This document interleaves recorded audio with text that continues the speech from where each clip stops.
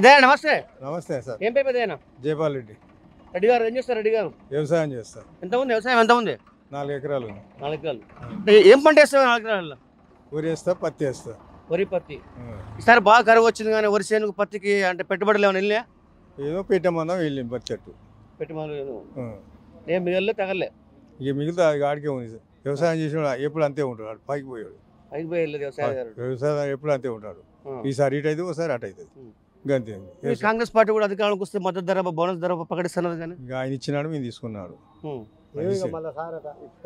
వచ్చే పంటకు అంటుండు. ఆ వచ్చే పంట వరకు అది పండేది ఎంతో పోయేది ఎంతో, అది కూడా నమ్మకం.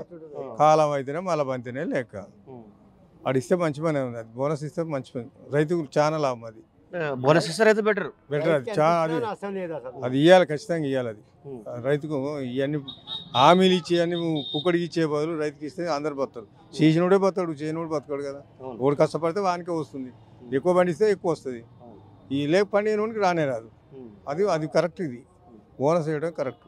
ఇప్పుడు కేంద్రంలో ఎంపీ ఎలక్షన్స్, కేంద్రంలో ప్రధాని నిర్ణయించే ఎలక్షన్స్ ఇవి. కేంద్రంలో ఏ పార్టీ అధికారంలోకి వస్తే డెవలప్ అవుతుంది అనుకుంటున్నాం? రక్షణ వ్యవస్థ కావచ్చు, వ్యవసాయ రంగం కావచ్చు, హైవేలు కావచ్చు, ఇంకా సైనిక వ్యవస్థ సంబంధించింది కూడా ఎవరు వస్తే బాగుంటుంది అనుకుంటారు? బీజేపీ వస్తేనే బాగుంటుంది. బీజేపీ వస్తేనే బాగుంటుంది. బీజేపీ వస్తే బాగుంటుంది. ఎందుకు వస్తే బీజేపీ బాగుంటుంది? బీజేపీ చిల్లర మాట్లాడరు వాళ్ళు. జీనర కరెక్ట్ చేస్తారు. దాని ఒక ఈ కాంగ్రెస్ ఈయన మాట మాట్లాడితే ఆయన మాట మాట్లాడితే ఆడిపోయారు అసలు పోద్ది.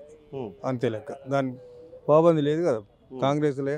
ఎవడు బీజేపీ ఏంటంటే ఒక మాట మీద ఉంటుంది, అన్నదాన్ని ప్రాక్టికల్ చేస్తారు.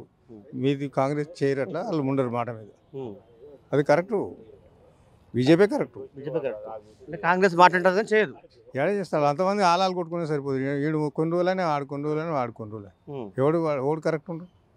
బీజేపీ ఇప్పుడు మోడీకి ఎదురు మాట్లాడుతూ లేడు అంటే అట్లా మాట ఉండేదాన్ని ఇది ఇస్తుండు కానీ లేని దాని గురించి ఏమి ఇస్తలేడు. పని అయితేనే అది కరెక్ట్. ఆయన ఒప్పుకుంటే అవుతుంది. ఇట్లా ఈ చిల్లర మాటలు మాట్లాడేది లేదు కదా. అది మోడీ కరెక్ట్. మోడే కరెక్ట్. మోడీ వస్తాడు. మోడే కరెక్ట్ అందరికన్నా. ఆయన కరెక్ట్ అంటూ 100%. ఓకే, థ్యాంక్ యూ పెద్ద. మంచిదే.